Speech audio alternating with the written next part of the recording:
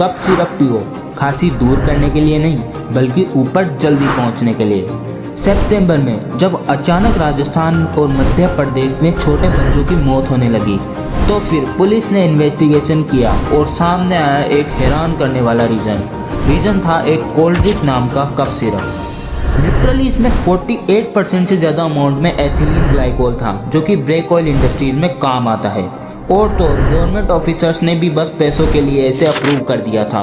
बच्चों ने cough syrup कफ दूर करने के लिए पिया, लेकिन इसमें 20 से भी ज़्यादा बच्चों की किडनी फेलियर की वजह से डेथ हो गई।